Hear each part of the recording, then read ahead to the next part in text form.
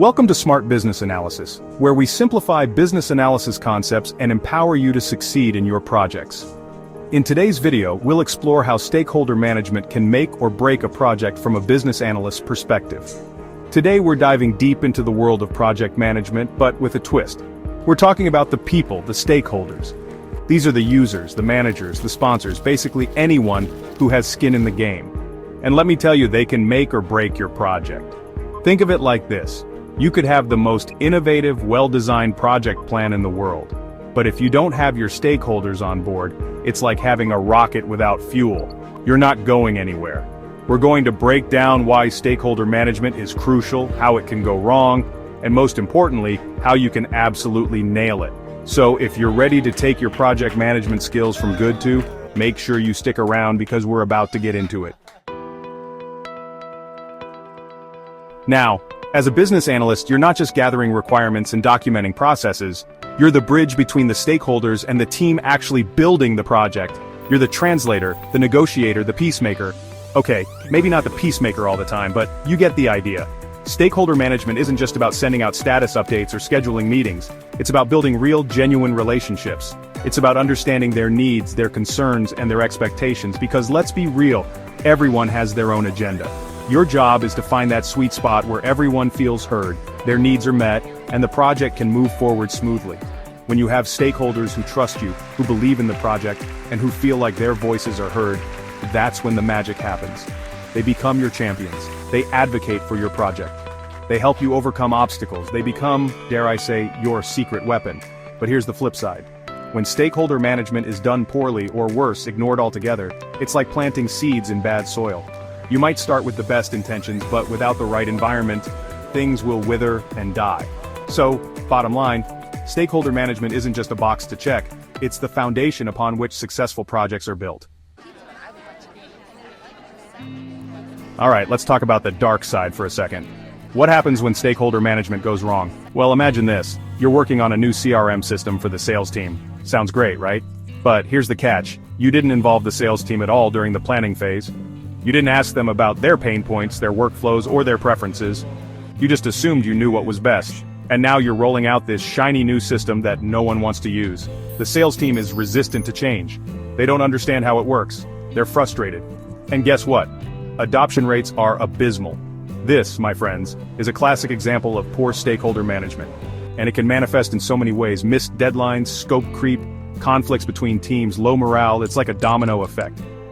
One mismanaged stakeholder can trigger a chain reaction that derails the entire project.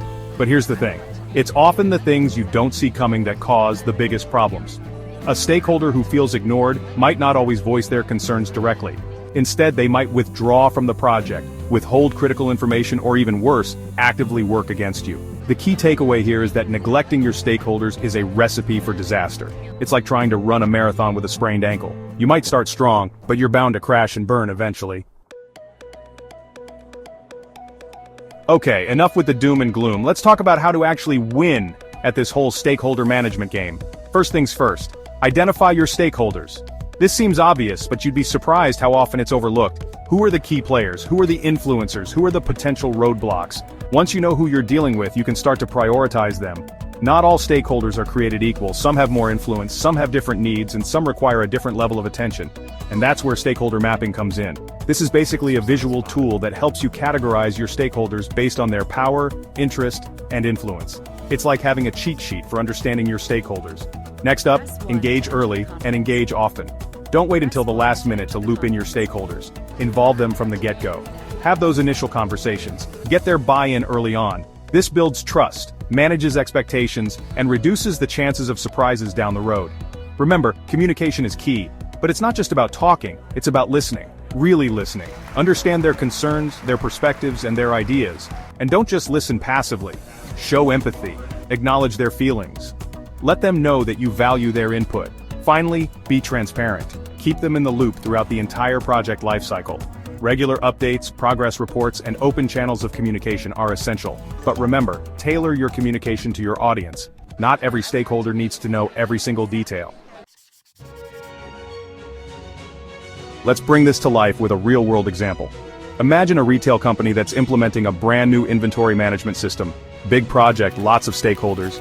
Now they could have just rolled out the system without much thought, but they knew better. They started by identifying their key stakeholders: store managers, warehouse staff, IT, and of course the executives.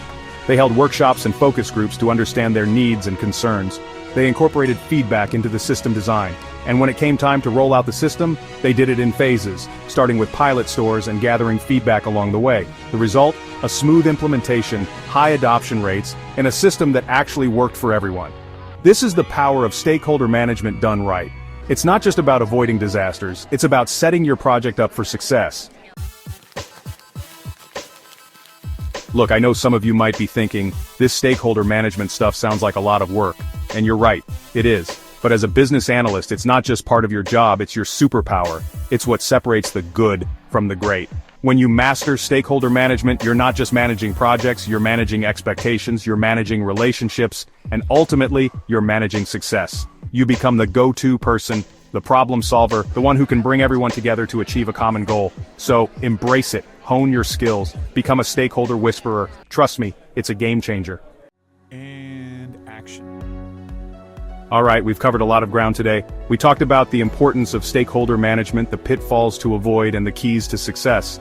Now it's your turn. What are your biggest stakeholder management challenges? What tips and tricks have you learned along the way? Share your experiences in the comments below. And hey, if you found this video helpful, hit that like button and subscribe to the channel for more business analysis insights. Let's keep the conversation going. By the way, if you're still with me, you're the real MVP. Hit that like button to show some love and let me know you're finding this valuable. Alright, let's get back to it. So, we've reached the end of the video, and I hope you all found this deep dive into stakeholder management super helpful. Remember, it's not just about checking boxes and sending emails. It's about building relationships, understanding perspectives, and finding that sweet spot where everyone feels heard and valued. Master this, and you'll be well on your way to crushing those projects. As always, thanks for watching, and I'll catch you in the next one. Peace.